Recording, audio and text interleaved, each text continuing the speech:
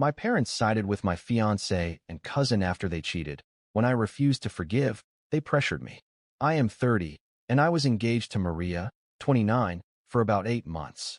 Before that, we had been together for 4 years. Everyone thought we were the perfect couple, always posting those happy Instagram photos. You know the type. I would say I was the one putting more effort into the relationship, always planning dates, surprising her, taking extra freelance work, just so I could afford the kind of engagement ring she hinted she wanted the biggest. It was probably the Mustang I bought her for our 3rd anniversary, a '67 classic I spent months restoring myself. Maria had mentioned once that she wanted a cute classic car, so I went all out on it, pouring every dollar and weekend into fixing it up to be perfect for her. Meanwhile, Maria cared more about appearances, making sure we looked good together at events, tagging ourselves at fancy restaurants, telling everyone how blessed she was. But honestly, I was so in love, I did not mind being the one giving more. I figured that is how some relationships work, that sometimes one person just loves louder no. Then there is my cousin, Derek. He is 31, freshly divorced, and the kind of guy who thinks he is God's gift to women. He has always been the charmer of the family, knows how to work a room, tells all the right jokes, makes everyone feel special. My uncle, his dad, basically bankrolls his entire life since he got divorced. Got him a job at one of his car dealerships, pays for his apartment, everything. Derek and I were somewhat close growing up, shared some memories. Ever since Maria and Derek met at a family barbecue 2 years ago, they had this weird connection. She would laugh way too loud at his jokes, always find a reason to be wherever he was at family gatherings. I remember one Christmas party where I could not find her for a good 30 minutes, and when I did, she was in the kitchen with Derek, standing way closer than necessary, while he was showing her how to make an old-fashioned. They always had this vibe that should have set off alarm bells, but I ignored it, thinking Maria was just being her usual social butterfly self. God, I was blind. My parents host these big family dinners once a month. Honestly, they are usually boring as hell, always the same conversations about who got a promotion or which kid made the honor roll. But Maria always insisted we go to every single one. She would get annoyed if I even suggested skipping. That should have been my first clue something was up, but I am not exactly Sherlock Holmes. A little context about my uncle, who I will call Kate. He is basically the one who calls the shots in the family. He has a ton of money, owns 3 car dealerships, and has been financially supporting my parents for as long as I can remember. Paid for their house, my college, basically everything. And because of that, whatever Uncle Kate says is practically in order. I always hated that dynamic, but kept quiet to keep the peace. Anyway, this particular dinner was at my parents' house a couple of months ago. My mom made her pot roast, the one everyone pretends to love. We were all sitting around the table, my cousins, my sister Emma, Uncle Kate presiding over the table like he was the godfather or something.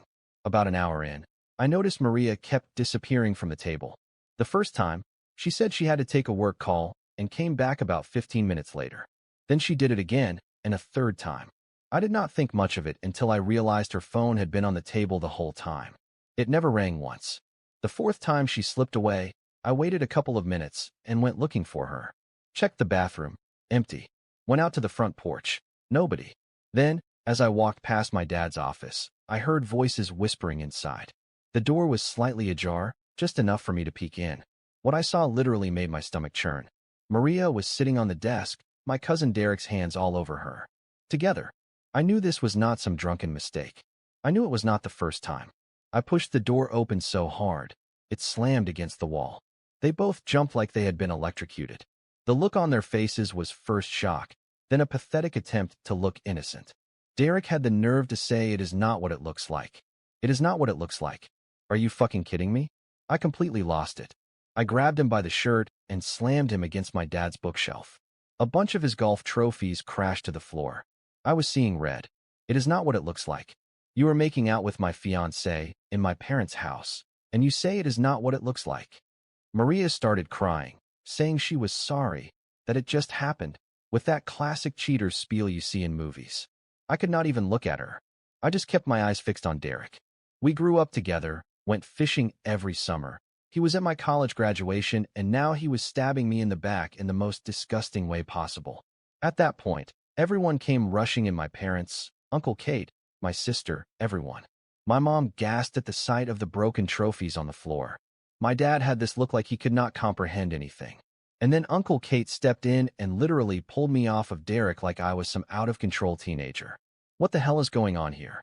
he demanded. I was still so enraged, I could barely speak. "Tell them," I said to Derek. "Tell them what you were doing with Maria." Derek just stammered something. Maria was in a corner, crying, mascara running down her face. Uncle Kate stepped between us like he was protecting him. "Enough," he said. "Whatever it is, we are not doing this at a family dinner." I looked at everyone standing there, silently watching me, and blurted out that I just caught Maria and Derek making out in here. They have been seeing each other behind my back. The room fell dead silent. Then my mom said they probably just had too much to drink.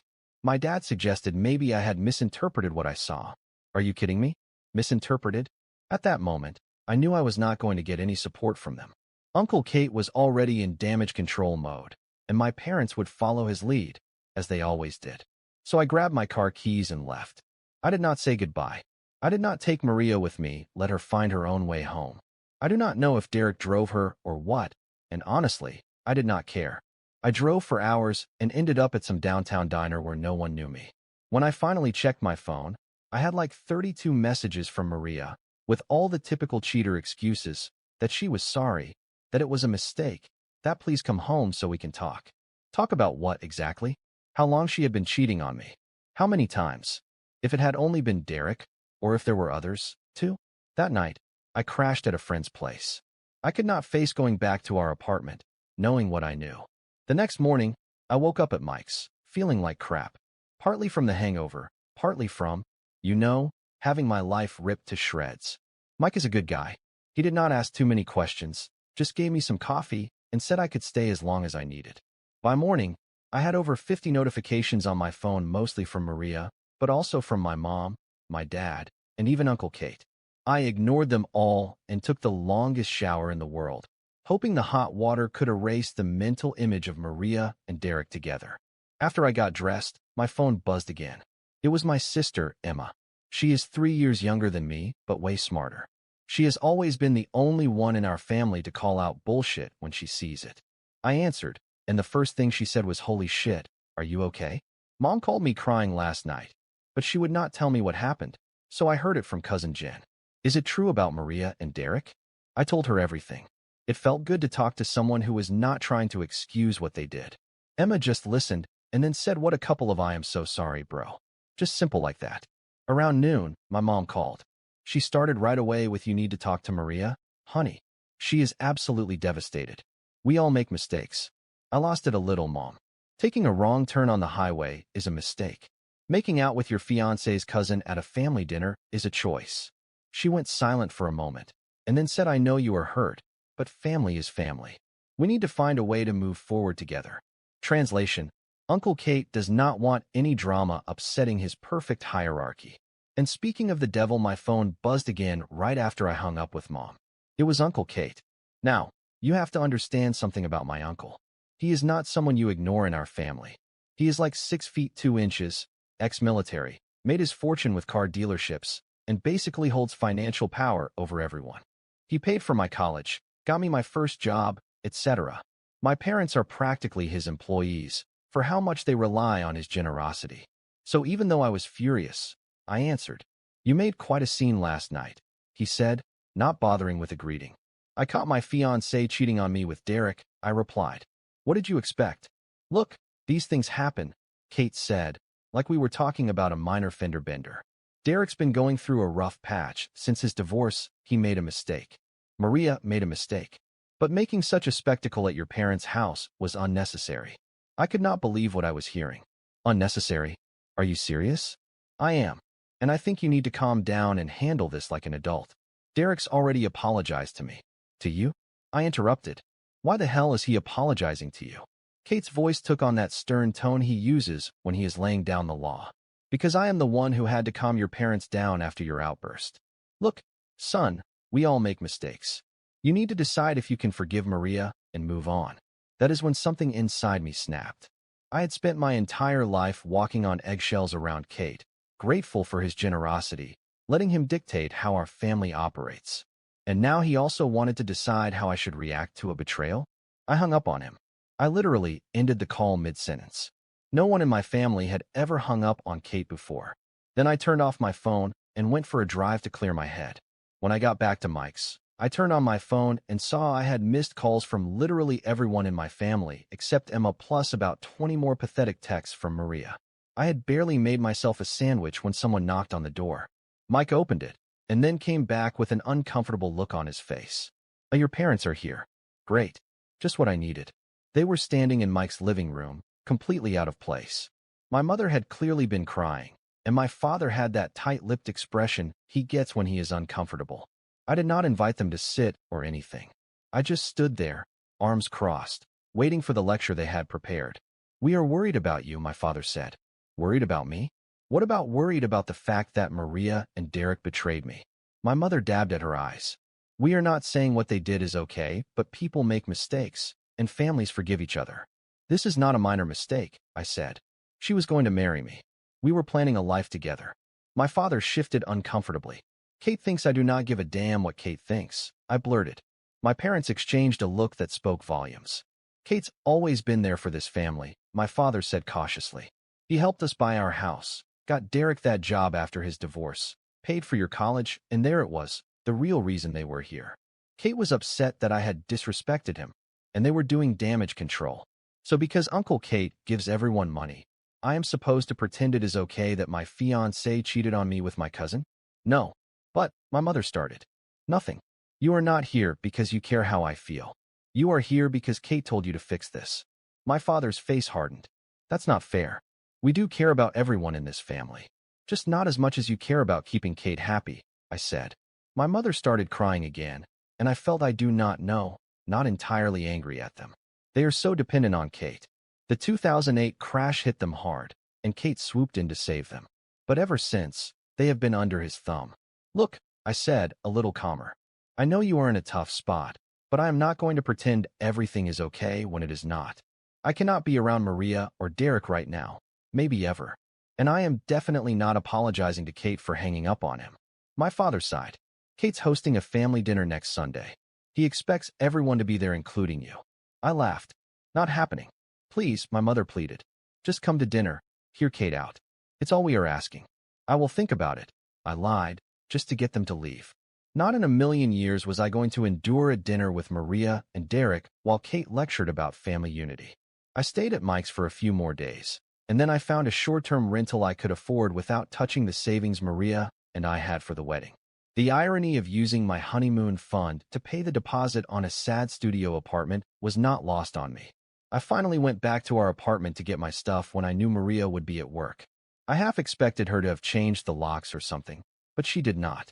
The apartment looked exactly the same, except she had turned all our engagement photos face down. Very mature. I just grabbed my clothes, my PlayStation, and a few other essentials. I left all the furniture and kitchen stuff. I could buy new plates, but I could not stand the thought of sitting on the couch where we had spent so many nights together, now tainted by the fact she had been lying to my face. As I was loading the last box into my car, our neighbor from across the hall stopped me. She was a sweet old Indian lady who always brought us homemade food. Young man, she said, that girl has had a lot of visitors while you have been gone men late at night. Great. So not only was Maria cheating on me with Derek, but apparently with others, too. Or maybe Mrs. Patel was confused. Either way, I did not want to know. I thanked her and got the hell out of there. That night, I blocked Maria's number. Not out of spite, but for my own peace of mind. I could not keep seeing her name pop up with another excuse or apology. It was time to move on. The first week in my new apartment was rough. I am not going to lie. It was a tiny studio above a Thai restaurant that smelled like curry 24/7. But at least it was mine, you know? No memories of Maria, no family drama, just me, trying to rebuild my life, one day at a time. Work was a good distraction. I am a project manager at a construction company, nothing special, but it pays the bills. My boss was actually pretty understanding about everything. Wish my family would take notes from him. About a week after I moved out, Emma texted, asking if I wanted company. She showed up with a large pizza, and we ended up talking for hours. She immediately joked about the minimalist vibe of my apartment, which was really just a sad studio above a Thai restaurant. We got into the family stuff, and Emma told me our parents thought I was being difficult, as if not wanting to sit down with the people who betrayed me while Uncle Kate lectured about forgiveness was somehow irrational. What really blew my mind was finding out the extent of Kate's control. Derek was literally his charity case, which explained why everyone was defending him. When I asked about Maria, Emma said she had been at our parents' house, crying and claiming it was a one-time mistake. And Kate was there, too, apparently very interested in resolving the situation. Emma warned me to be careful, that this was not just about money, but influence, that if I went against Kate, others would start questioning him, too. If this is what you truly believe, stand your ground, she told me. Just be aware, it will not be easy. And for what it is worth, I have your back. Having Emma on my side made me feel less alone in this whole mess. After she left, I checked my phone and saw a voicemail from Maria. Hey, it is me. I know you probably hate me now, and I do not blame you, but please, can we talk? I never meant to hurt you. The thing with Derek and me was stupid, a mistake. I miss you so much. Please call me I love you. I deleted it immediately. The next morning, my cousin Jen texted to see how I was doing. Even though Kate had told everyone not to bother me, even in her kindness, she acknowledged his authority. When I asked about Derek, she told me Kate was actually furious with him privately, but kept up appearances in public. He was probably more concerned with his image as the perfect family patriarch than with my actual feelings. Typical Kate. Then I got a formal invitation in my email for Sunday's family dinner at Kate's house, like it was some kind of royal summons. The email detailed the time, the dress code, business formal, because Kate is pretentious like that, and even the menu. At the end, there was a personal note. Your presence is requested, as we have important family matters to discuss. Unsolicited requested, like I was an employee being called to a meeting. I deleted the email without replying. That afternoon, my father called. My father called and bluntly asked if I had received Kate's invitation. I told him I had, but I was not going. He sighed in frustration and told me I was making things unnecessarily complicated, that Kate was willing to put everything behind us. So why could not I do the same? I replied that it was not up to Kate to decide when I should get over being betrayed by my fiancé and my cousin, let alone order me to attend a dinner where I would have to pretend everything was okay. My father insisted that this was not just affecting me, that my mother was barely sleeping, that Emma was also being difficult, and even Jen was asking questions. I told him I was not going to make things easier for everyone just because it was convenient for Kate. He mentioned that Kate had been very patient, but I cut him off. I did not care about his patience. This was my life, not his TV show. There was a silence, and then, in a lower tone, he asked me to at least think about it, for my mother. I almost caved, but I pictured the scene sitting across from Maria and Derek, feigning normalcy, while Kate played benevolent dictator. I could not do it. I told him I would send Mom flowers and hung up. That night, I barely slept, tossing and turning, debating whether I was overreacting, if I should just go to the dinner and smooth things over. But every time I closed my eyes, I saw Maria and Derek together, and the anger would come back. No, I was not overreacting. And if Kate and the rest of the family could not respect that, then maybe they were not the family I wanted in my life. The next morning, I had 3 missed calls from Kate. The battle lines were drawn, and Sunday dinner was fast approaching. When the day arrived, my phone blew up with texts and calls, which I ignored as I went for a run. When I got back, someone was pounding on my door insistently. It was Kate, dressed to the nines, and looking like thunder. Before I could even speak, he walked into my apartment, taking it all in with disdain. You missed dinner, he said, as he looked around my small studio with disgust. I did not miss it. I chose not to go, I replied. His jaw tightened. Your behavior is causing problems. Your mother is distraught, your father stressed, and Derek feels terrible. He should feel terrible. He betrayed me. I retorted.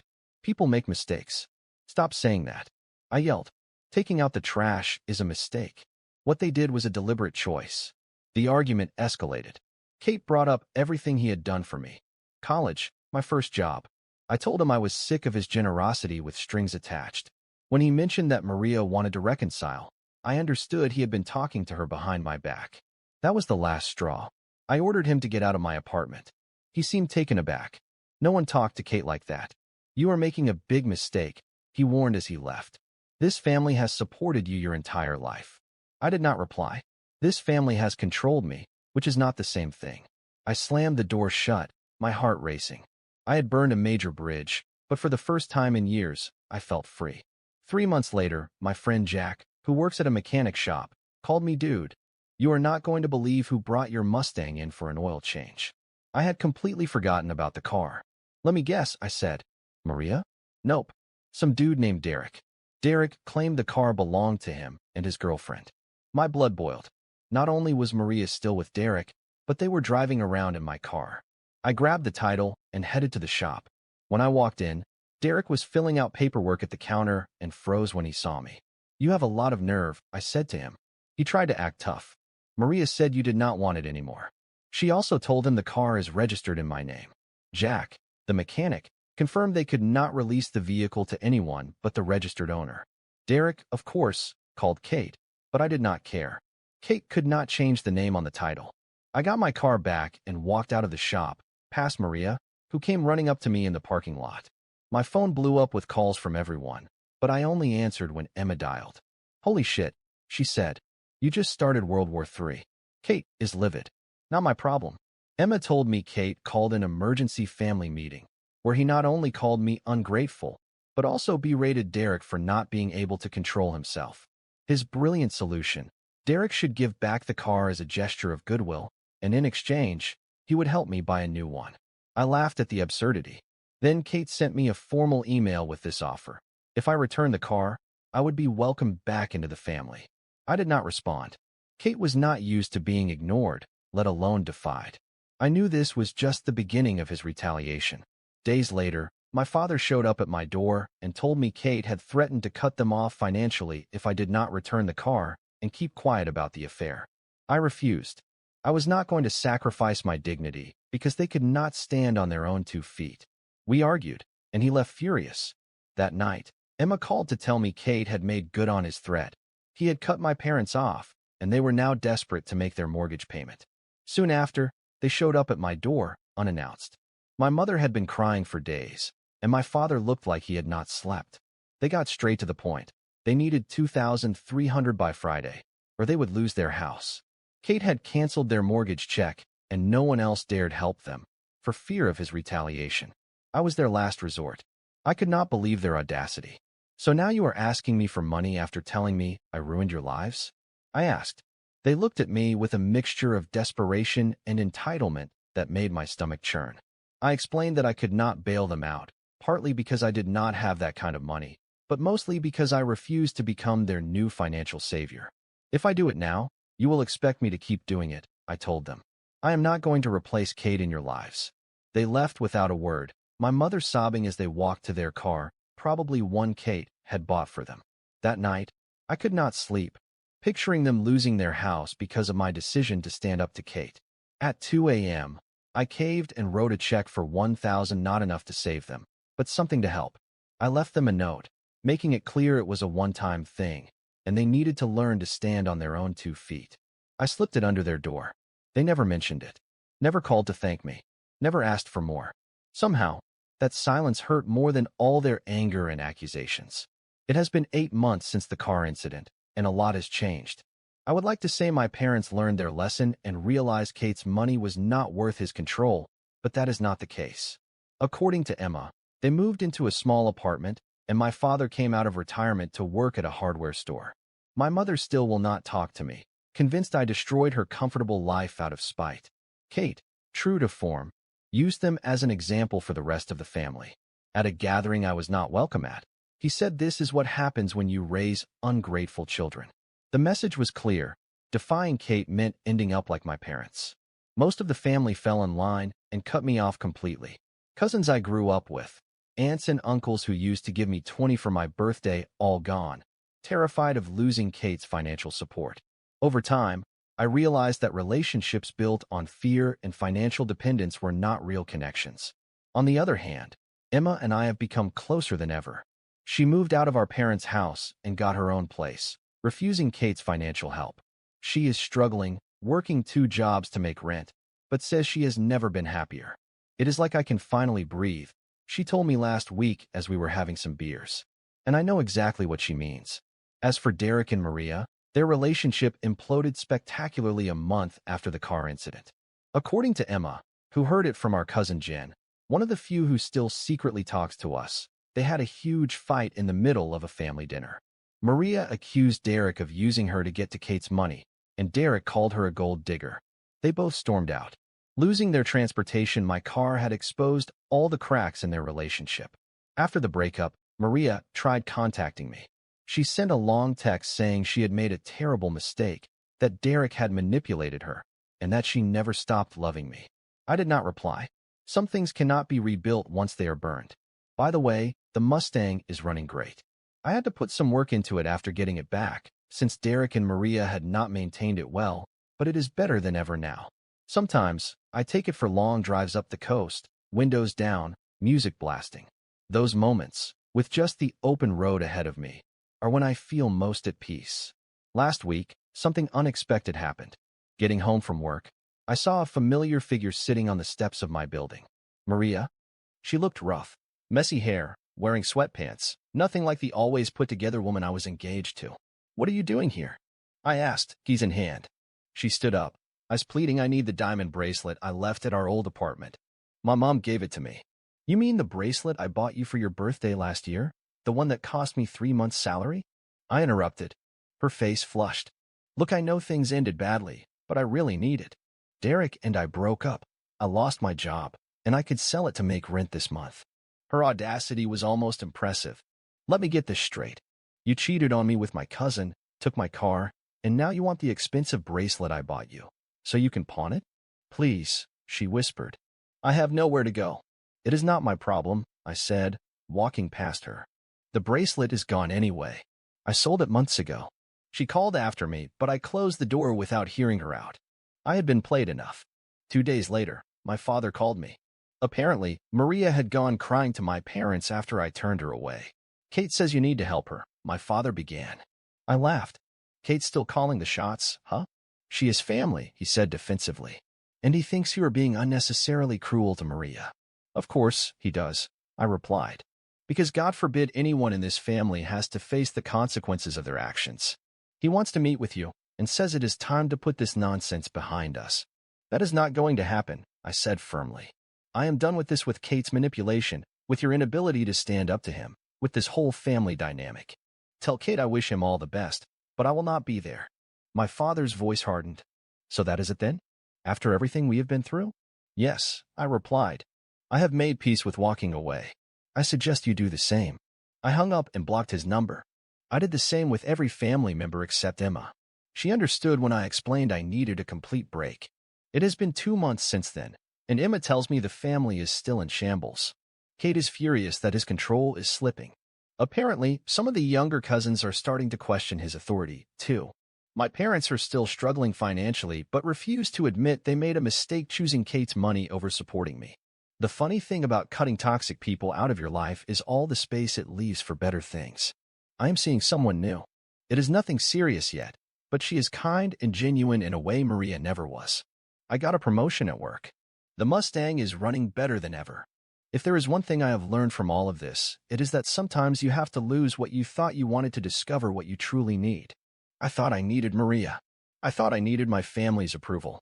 Turns out, all I really needed was the courage to stand up for myself.